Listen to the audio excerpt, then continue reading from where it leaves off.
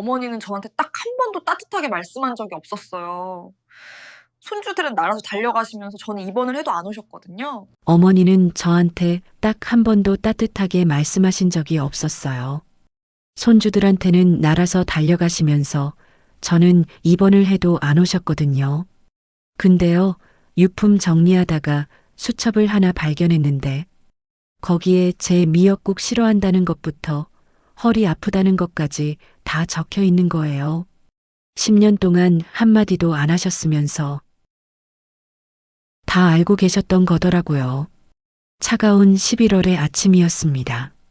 박은서 씨는 시어머니의 빈 방 앞에 서서 한동안 꼼짝도 하지 못했습니다. 문손잡이가 손바닥에 닿는 느낌이 낯설었습니다. 이 문을 수십 번도 더 열고 닫았을 텐데 오늘은 이상하게도 손이 잘 움직이지 않았습니다. 방 안에는 아직 시어머니의 냄새가 배어 있을 것 같았고 그 생각만으로도 가슴 한켠이 묘하게 조여들었습니다.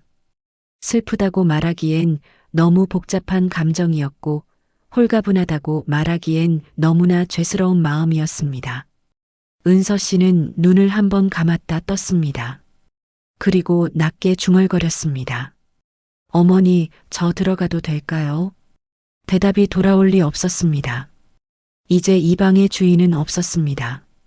은서 씨는 아무도 없는 공간에 혼자 말을 건네는 자신이 어처구니 없으면서도 그렇게 하지 않으면 안 될 것 같은 기분이었습니다. 천천히 문을 열었습니다. 낡은 서랍장, 정갈하게 반듯하게 개켜진 이불들, 창가에 놓인 화분 하나, 그리고 탁자 위에 놓인 작고 낡은 수첩 하나. 방 안은 시어머니가 살아계셨을 때와 거의 달라진 것이 없었습니다. 누군가 미리 치워둔 것도 없었고 급히 정리한 흔적도 없었습니다. 오술래 씨는 평소에도 이 방을 흐트러짐 없이 단정하게 유지하는 분이셨습니다. 그 모습이 은서 씨의 눈에는 늘 차갑고 엄격하게 보였습니다. 그런데 지금 이 방에 서 있으니 그 단정함이 어딘가 쓸쓸하게 느껴졌습니다. 은서 씨의 시선이 탁자 위의 수첩에 머물렀습니다. 표지가 많이 달아 있었습니다. 원래 무슨 색이었는지 알 수 없을 만큼 빛이 발해 있었고 모서리는 너덜너덜하게 헤어져 있었습니다. 오래 손에 쥐고 다닌 물건 특유의 낡음이 느껴졌습니다. 은서 씨는 별 생각 없이 그것을 집어들었습니다. 시어머니의 물건이니 유품 정리를 하면서 함께 챙겨야 할 것 같았습니다. 수첩의 첫 장을 펼쳤습니다. 그리고 그 순간 은서 씨의 손이 멈췄습니다. 며느리 은서 취향 리스트.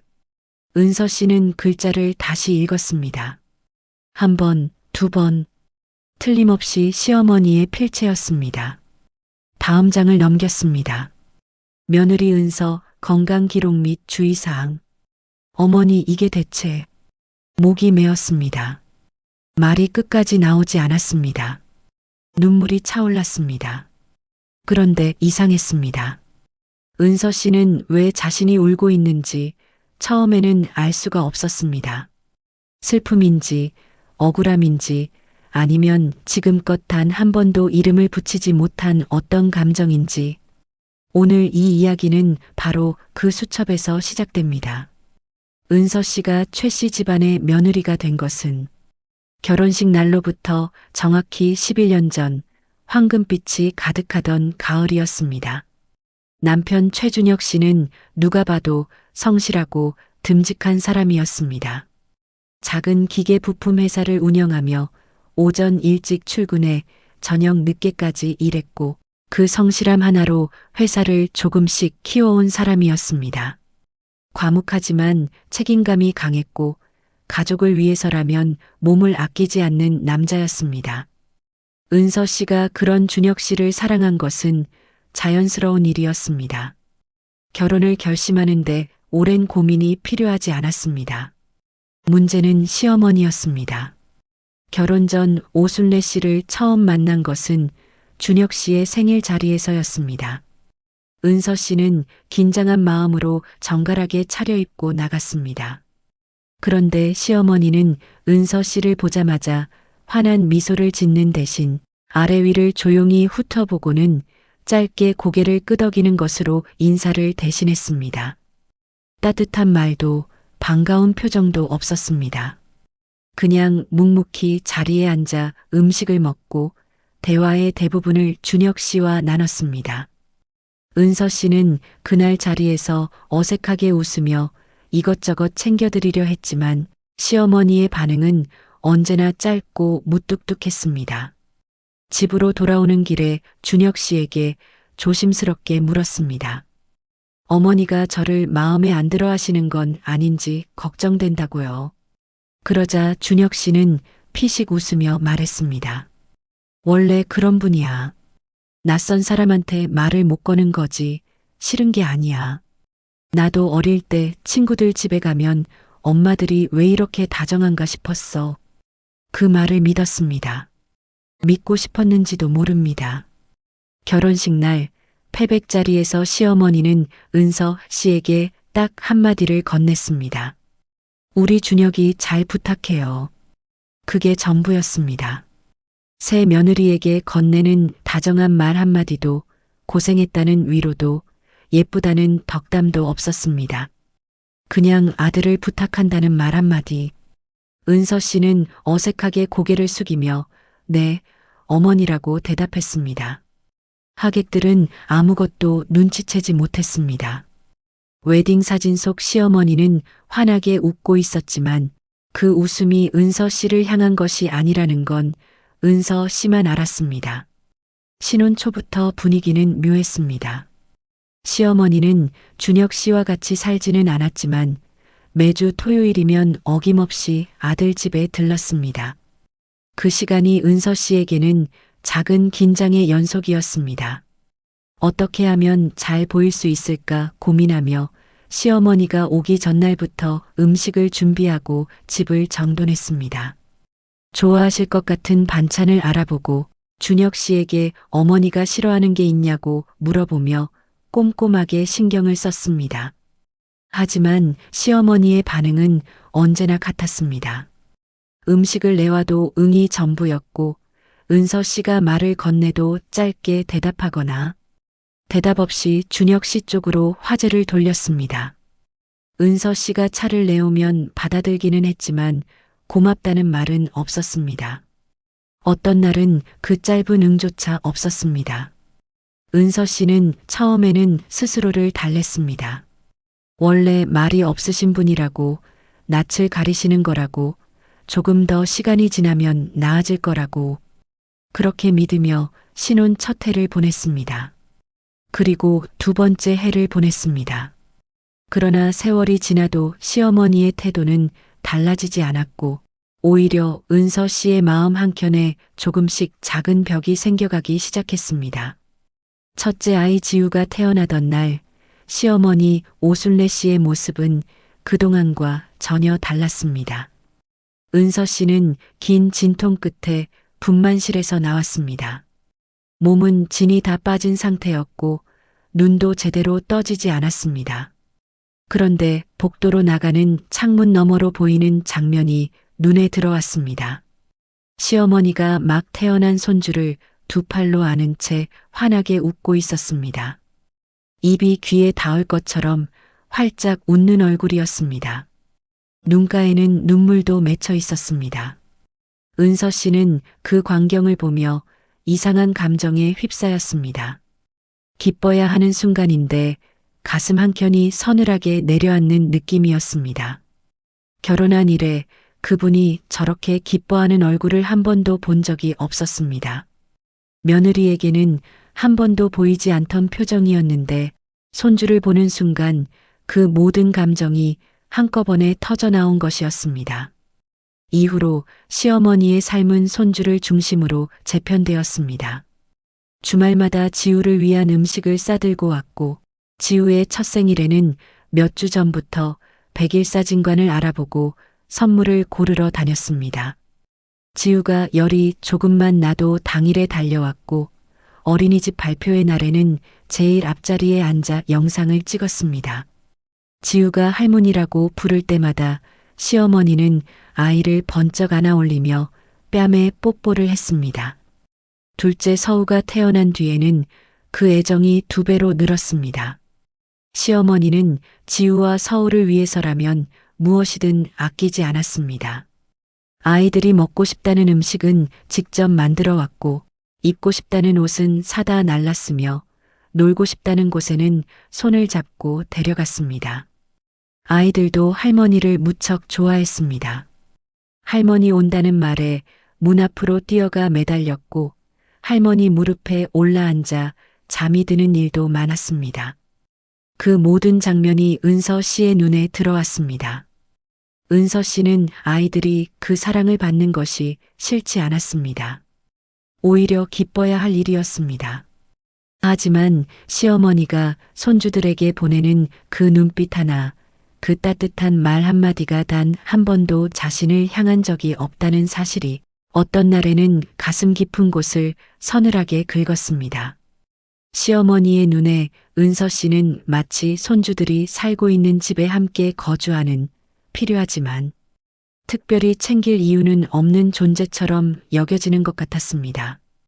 음식을 내와도 집을 정돈해도 명절마다 새벽부터 일어나 밥상을 차려도 그 어떤 것도 시어머니의 시선에서 은서 씨를 사람으로 만들어주지 못하는 것 같았습니다. 어느 추석 명절의 일이었습니다. 은서 씨는 새벽 5시에 일어났습니다. 몸이 좋지 않았습니다. 두통이 있었고 오한이 살짝 들었지만 내색하지 않았습니다. 전을 부치고 나물을 무치고 갈비를 재우고 잡채를 만들었습니다. 차례가 끝나고 온 가족이 식사를 시작할 때 시어머니는 지우의 국그릇에 고기를 덜어주고 서우의 밥을 떠주고 준혁 씨에게는 이 나물 어떻게 된 거냐고 물었습니다. 은서 씨의 그릇 앞에서 시어머니의 손은 멈추지 않았습니다. 아무도 은서 씨를 보지 않았습니다. 은서 씨는 젓가락을 들었다 놓았다를 반복하며 혼자 밥을 먹었습니다. 그날 밥이 어떤 맛이었는지는 기억하지 못합니다. 그날 밤 아이들을 재우고 나서 은서 씨는 남편에게 조심스럽게 말을 꺼냈습니다. 어머니가 저한테는 너무 무관심하신 것 같아. 내가 뭘 잘못한 게 있나? 어떻게 하면 좋을지 모르겠어. 준혁 씨는 잠시 말이 없었습니다. 잠든 척을 하는 건지 정말 생각하는 건지 알 수 없는 침묵이었습니다. 그러다 낮은 목소리로 말했습니다. 원래 좀 표현을 못 하시는 분이야. 마음으로는 다 생각하고 계실 거야. 은서 씨는 더 이상 말하지 않았습니다. 이불을 끌어올리고 눈을 감았습니다. 그 말이 위로인지 외면인지 은서 씨는 끝내 구분하지 못했습니다. 사실 최 씨 집안에서 은서 씨를 가장 힘들게 한 것이 시어머니만은 아니었습니다. 시어머니의 딸 은서 씨의 시누이 최지선 씨가 있었습니다. 지선 씨는 은서 씨보다 2살 위였습니다. 화려한 것을 좋아하고 자기 주장이 강하며 목소리가 크고 분위기를 주도하는 여자였습니다. 패션 관련 작은 사업을 하다가 몇 년 전에 정리한 이후로는 뚜렷한 일이 없었고 이혼 후 혼자 딸 하나를 키우면서 친정에 자주 드나들었습니다. 그 친정이 바로 은서 씨의 시어머니 집이었으니 자연스럽게 지선 씨는 시어머니와의 접점이 많았고 시어머니도 딸의 말이라면 무엇이든 귀를 기울였습니다. 문제는 지선 씨가 그 위치를 어떻게 활용하느냐에 있었습니다. 지선 씨는 은서 씨에게 직접적으로 나쁘게 구는 편이 아니었습니다. 겉으로는 오히려 다정하게 언니라고 불렀고 명절에는 같이 음식을 만들자며 팔을 걷었습니다. 그러나 시어머니 앞에서 하는 말들은 달랐습니다. 은서 씨와 관련된 이야기가 나올 때 지선 씨는 늘 조금씩 비틀어서 전달했습니다. 오빠네 애들 학원은 제가 알아봤는데 A 학원이 낫대요. 은서 언니가 고른 데보다 훨씬 낫다고 하더라고요. 시어머니는 그 말이 채 끝나기도 전에 준혁 씨에게 전화해 학원을 바꾸라고 했습니다. 은서 언니가 요즘 애들한테 단 거를 너무 많이 먹인다고 하더라고요. 지우가 저번에 저한테 아이스크림 먹고 싶다고 하길래 사줬는데 원래 매일 먹는다고 하던데요. 그 이야기를 들은 시어머니는 다음 주 방문해서 눈에 띄지 않게 냉장고를 열어 안을 확인했습니다. 은서 씨는 그런 일들이 쌓이면서 숨이 막혀왔습니다. 잘못한 것이 없는데 계속 잘못한 사람처럼 취급받는 느낌이었습니다. 항변하고 싶어도 할 수 없었습니다. 며느리가 시어머니 앞에서 목소리를 높이면 그것 자체가 또 다른 빌미가 될 뿐이었습니다. 그래서 그냥 참았습니다. 웃으면서 참았습니다. 그러던 어느 날 지선 씨가 선을 완전히 넘는 일이 벌어졌습니다. 은서 씨가 둘째 서울을 낳고 산후조리를 하던 중이었습니다. 임신 전부터 허리가 좋지 않았던 은서 씨는 산후조리원에서 회복하는데 시간이 필요했습니다. 의사도 최소 6주는 무리하지 말라고 했습니다. 그런데 그 무렵 지선 씨가 시어머니에게 이런 말을 했다는 것을 은서 씨는 나중에야 알았습니다. 오빠가 저렇게 고생하는데 은서 씨는 허리가 아프다고 집안일도 제대로 못한다잖아요. 산후조리를 2달씩이나 하는 게 말이 돼요? 애 하나 낳은 것도 아니고 둘째잖아요. 시어머니는 그 말에 아무 대꾸도 하지 않았습니다. 지선 씨를 나무라지도 않았습니다. 그리고 며칠 뒤 산후조리원을 방문한 시어머니는 손주 얼굴을 들여다보다가 슬쩍 한마디를 툭 던졌습니다. 은서야, 이제 슬슬 몸 좀 추스르고 집안 살림도 챙겨야지. 준혁이도 힘드니까. 은서 씨는 그 말을 듣고 아무 말도 하지 못했습니다.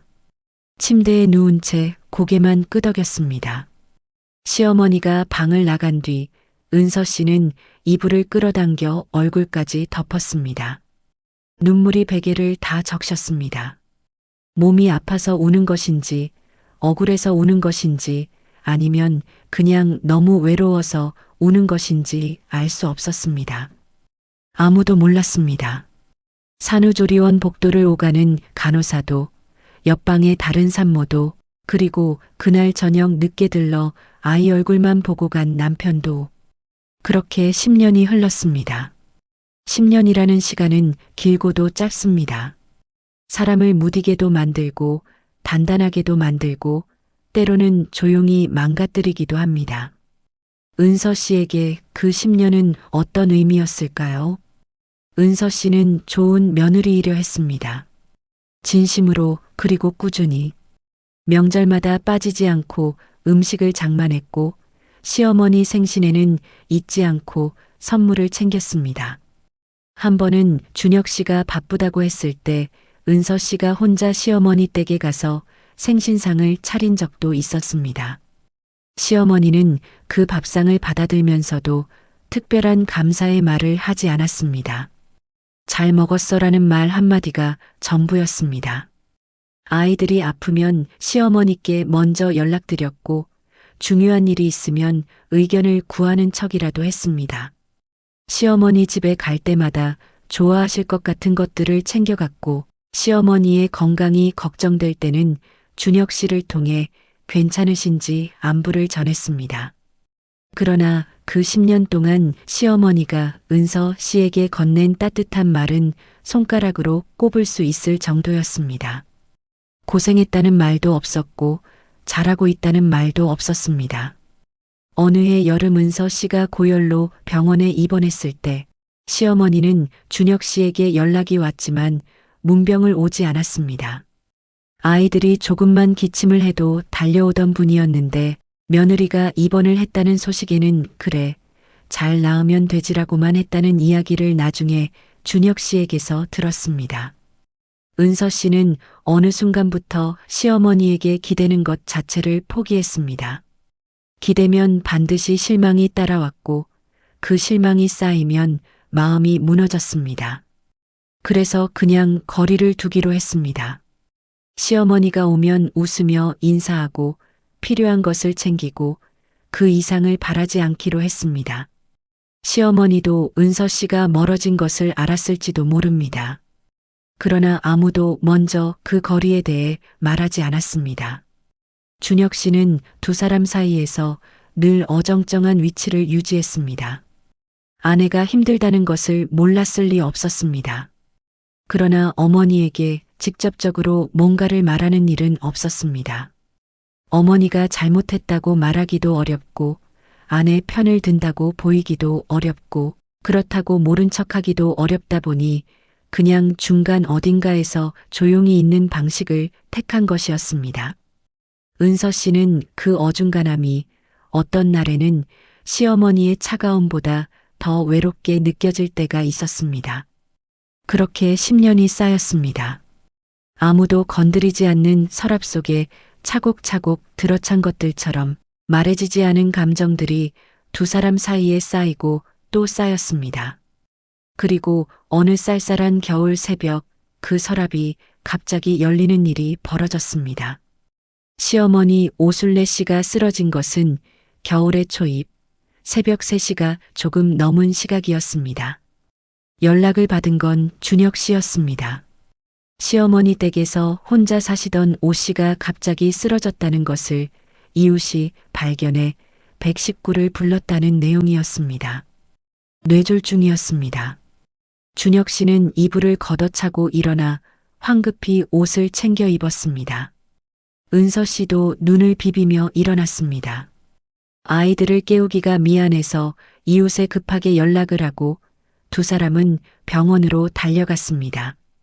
병원에는 이미 지선 씨가 와 있었습니다. 중환자실 앞 복도에서 지선 씨는 주저앉아 울고 있었습니다. 준혁 씨는 지선 씨를 일으켜 세우며 상황을 파악하려 했고 은서 씨는 그 옆에 서서 뭔가를 해야 할 것 같은데 무엇을 해야 할지 모르는 채로 그냥 서 있었습니다. 그 자리에서 은서 씨는 복잡한 감정과 씨름했습니다. 걱정이 되었습니다. 그것은 사실이었습니다.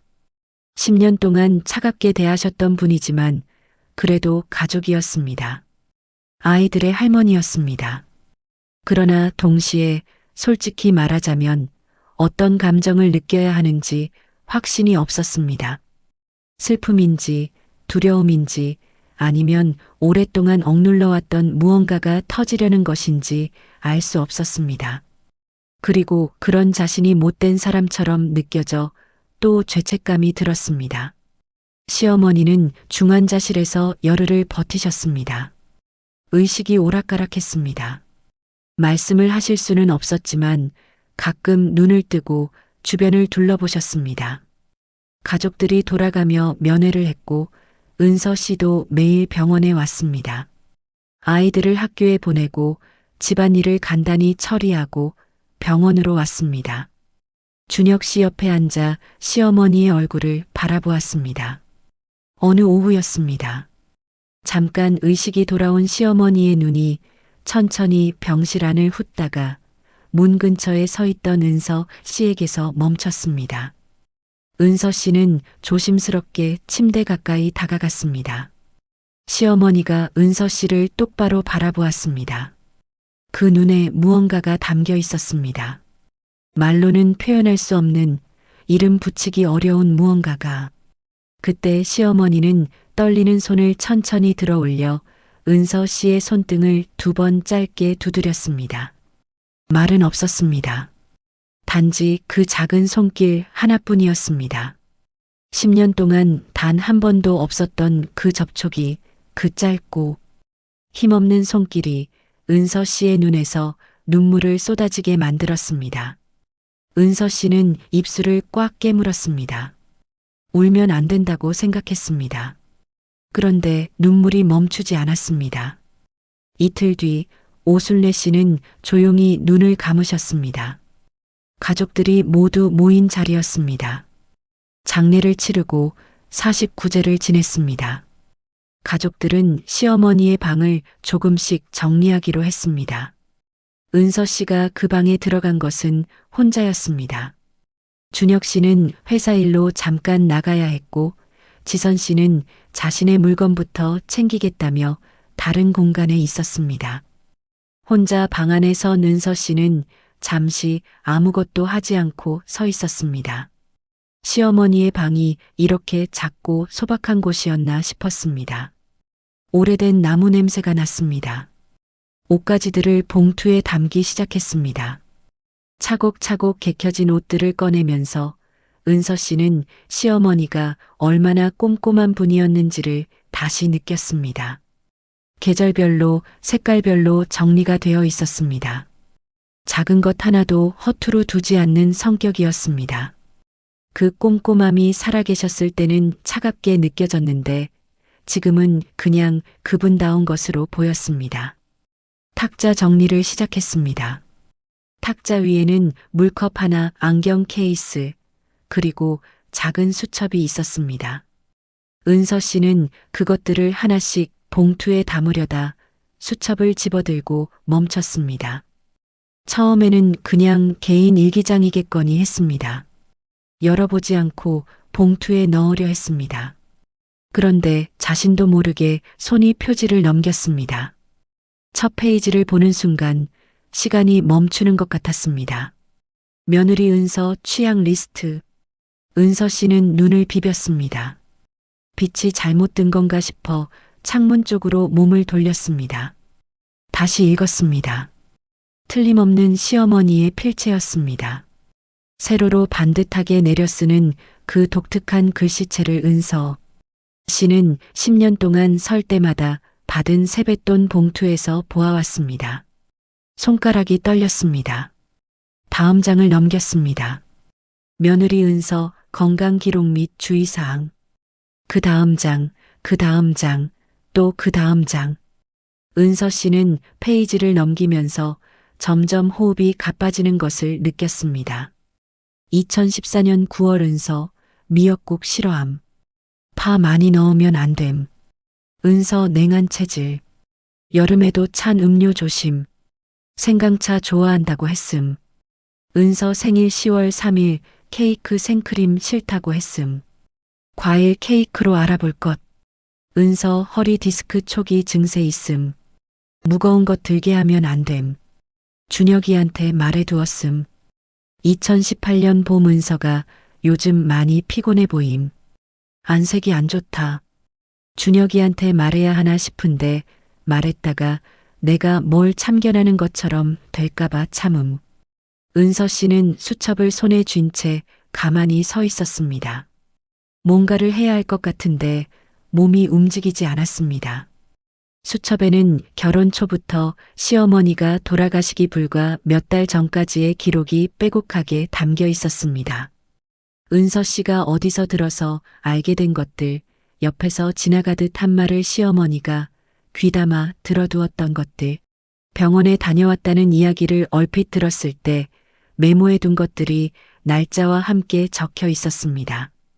좋아하는 음식과 싫어하는 음식, 알레르기 반응이 있었던 식재료, 심리적으로 힘들어 보였던 시기, 체력이 떨어진 것 같던 계절까지. 그리고 한 페이지에서 은서 씨의 시선이 멈췄습니다. 2019년 추석 이후 은서가 많이 힘들어 보인다. 눈에 띄게 수척해졌다. 내가 너무 한 게 아닌가 싶다. 어떻게 해야 할지 모르겠다. 말을 걸고 싶은데 어디서부터 어떻게 해야 하는지 모르겠다. 은서 씨는 그 페이지를 읽다가 수첩을 떨어뜨렸습니다. 무릎이 꺾이며 바닥에 주저앉았습니다. 손으로 입을 막았지만 소리가 새어나왔습니다. 알고 계셨습니다. 어머니는 다 알고 계셨습니다. 그 모든 것을 알면서도 표현하지 못한 것이었습니다. 차가웠던 게 아니라 어떻게 해야 할지 몰랐던 것이었습니다. 은서 씨는 한참을 바닥에 앉아 있다가 겨우 일어났습니다. 수첩을 주워들고 떨리는 손으로 다시 페이지를 넘기기 시작했습니다. 뒷부분으로 갈수록 기록들은 더 많아졌습니다. 그리고 어느 페이지부터는 은서 씨에 관한 것뿐만 아니라 시어머니 자신의 마음에 관한 것들도 적혀 있었습니다. 준혁이가 은서한테 더 잘해줬으면 좋겠다. 내가 그 아이한테 못해주는 만큼이라도 준혁이라도 잘해줘야 하는데. 어떻게 말을 꺼내야 할지 모르겠다.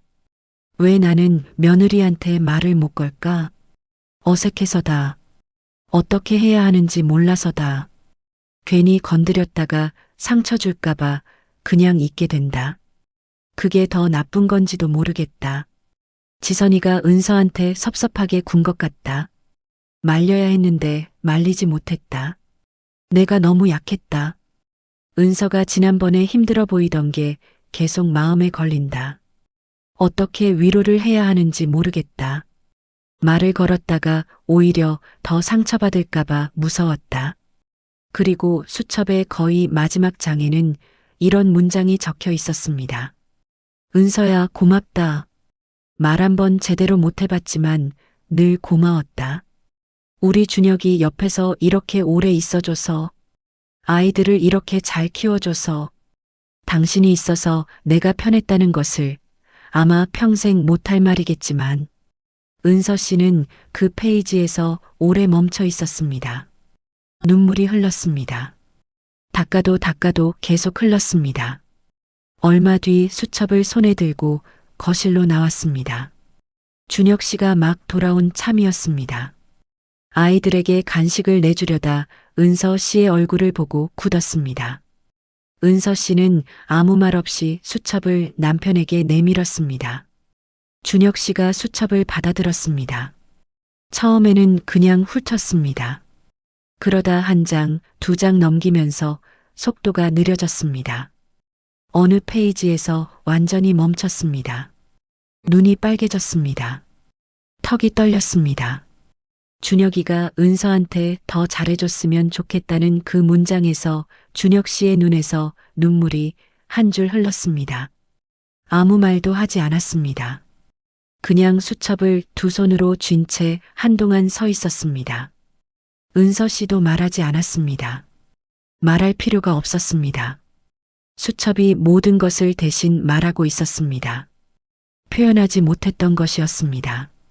방법을 몰랐던 것이었습니다. 차가운 게 아니라 그냥 너무나 서툴렀던 것이었습니다. 10년 동안 서로가 서로에게 건너지 못했던 그 거리가 낡은 수첩 한 권 위에 조용히 놓여 있었습니다. 며칠이 지난 오후였습니다. 지선 씨가 은서 씨를 찾아왔습니다. 현관벨이 울렸을 때 은서 씨는 누가 왔는지 생각하지 못했습니다. 문을 열었더니 지선 씨가 서 있었습니다.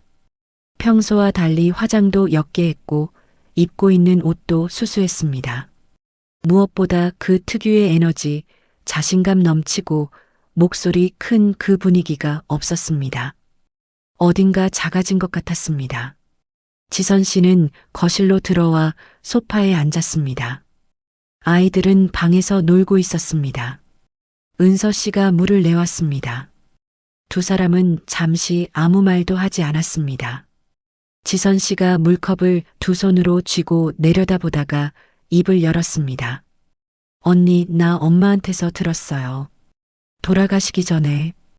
은서 씨가 고개를 들었습니다. 지선 씨는 시어머니의 의식이 잠깐 돌아왔던 그 오후 병실에서 단둘이 나눈 이야기를 천천히 꺼냈습니다. 그날 시어머니는 지선 씨에게 은서 씨에게 잘 대해주지 못한 것이 후회된다고 했다는 것이었습니다. 자신이 며느리를 너무 밀어냈고 그것이 잘못이었다고, 그리고 지선 씨도 그 과정에서 도움이 되지 못했다고, 앞으로는 두 사람이 다르게 지냈으면 좋겠다고 했다는 것이었습니다. 지선 씨의 목소리가 떨렸습니다. 눈이 붉어졌습니다. 언니한테 많이 섭섭하게 했죠. 내가 엄마 편을 들면서 언니 입장은 별로 생각 안 했던 것 같아요. 이혼하고 나서 제가 많이 예민했어요. 오빠네 집이 잘 돌아가고 언니가 자리를 잡아가는 게 보이면 솔직히 질투가 났던 것 같아요. 내가 잃은 것들이 거기 있는 것 같아서요.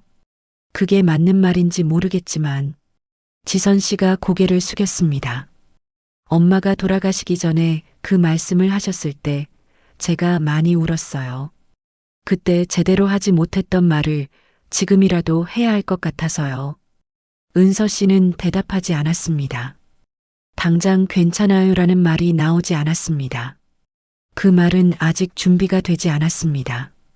하지만 지선 씨의 고백을 듣는 동안 오랫동안 단단하게 굳어있던 무언가가 조금씩 풀리는 것 같은 느낌이 들었습니다.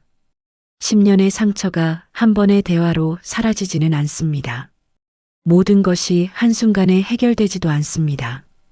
그러나 그날 오후 지선 씨와 은서 씨 사이에서 처음으로 진짜 대화가 시작되었습니다. 서로의 입장을 알아가는 작고 조심스럽지만 진심이 담긴 첫 번째 대화가 은서 씨는 그 수첩을 서랍 깊숙이 집어넣지 않았습니다. 거실 책장 한편에 조용히 꽂아두었습니다. 다른 책들 사이에 끼어 있으면 눈에 잘 띄지 않았지만 은서 씨는 어디에 있는지 늘 알았습니다. 가끔 지나치다 눈길이 닿으면 잠시 멈추었습니다. 그리고 아무 일도 없이 다시 일상으로 돌아갔습니다. 어느 날 지우가 책장을 뒤지다가 그 수첩을 발견했습니다. 엄마, 이거 뭐야? 엄청 낡았다. 할머니 노트야. 그 이상의 설명은 하지 않았습니다. 지우는 고개를 갸웃하다가 수첩을 다시 꽂아 놓았습니다. 그런데 며칠 뒤 은서 씨는 지우와 서우가 수첩을 꺼내 들고 나란히 앉아 들여다보는 것을 보았습니다. 두 아이는 한참 동안 그 안의 글씨들을 읽었습니다. 그러다 조용히 제자리에 돌려놓았습니다. 서우가 먼저 방으로 들어갔고 지우는 잠시 그 자리에 서 있다가 은서 씨를 돌아보았습니다. 뭔가를 말하려다 그냥 방으로 들어갔습니다.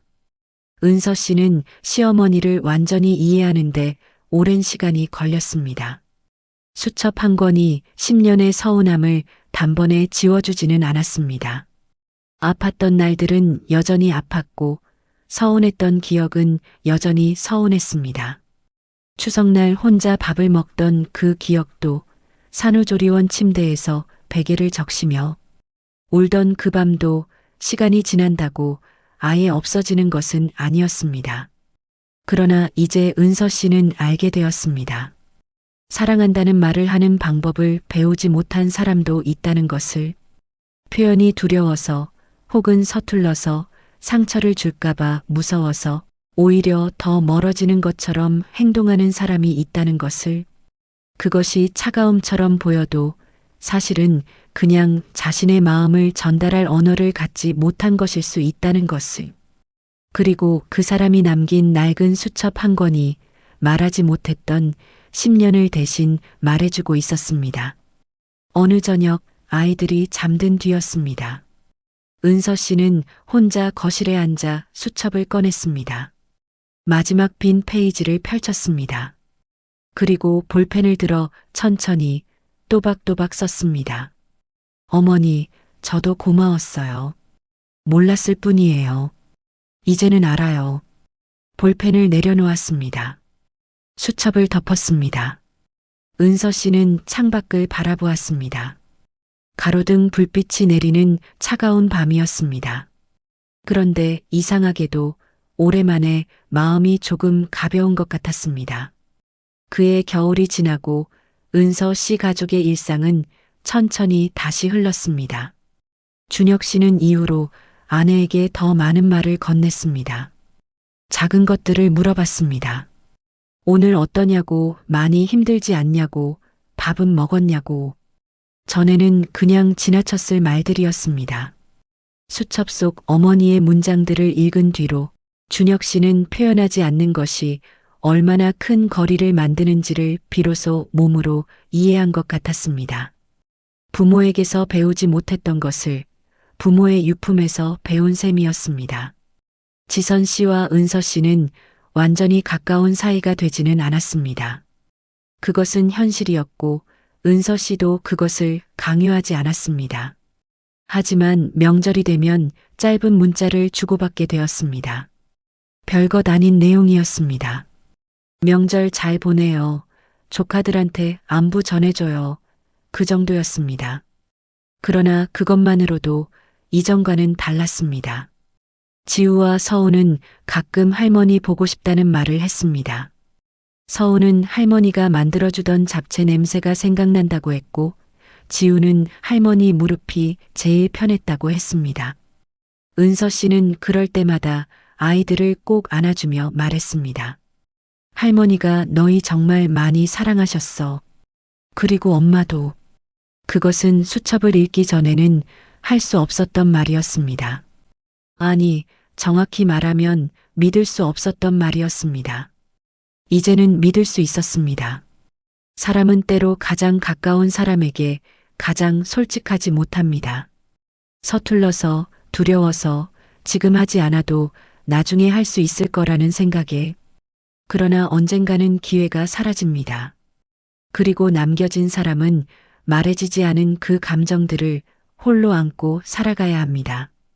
오순례 씨는 마지막까지 그 말을 직접 하지 못했습니다. 하지만 다행히 기록은 남겼습니다. 그 낡고 다른 수첩 한 권이 이 가족이 10년 동안 넘지 못했던 가장 길고 차가웠던 침묵을 끝내주었습니다. 말하지 못한 사랑은 사라지는 것이 아니었습니다. 어딘가에 쌓여 때를 기다리고 있었을 뿐이었습니다. 오늘 이야기 여기까지입니다. 긴 이야기 끝까지 함께 해주셔서 진심으로 감사합니다. 차갑고 냉정하다고만 생각했던 시어머니의 마음속 깊은 곳에 이토록 세밀하고 따뜻한 기록이 남아 있었다는 사실이 저도 이 이야기를 전하면서 오래 마음에 남았습니다. 어쩌면 우리 주변에도 말하는 방법을 배우지 못해서 그냥 침묵으로 일관하는 사람이 있지 않을까요? 그 침묵이 무관심처럼 보여도 사실은 그 안에 우리가 보지 못한 무언가가 담겨 있을 수도 있다는 생각을 해봅니다. 이 이야기가 여러분의 마음에 작은 울림이 되었으면 합니다. 오늘 영상이 마음에 드셨다면 좋아요 버튼과 구독 버튼을 눌러주세요. 여러분의 구독과 좋아요 하나하나가 이런 이야기를 계속 준비하고 전해드릴 수 있는 가장 큰 힘이 됩니다. 알림 설정까지 해두시면 새 이야기가 올라올 때 가장 먼저 만나보실 수 있습니다. 댓글로 여러분의 생각도 남겨주시면 하나하나 읽겠습니다. 다음 이야기에서 다시 뵙겠습니다. 감사합니다.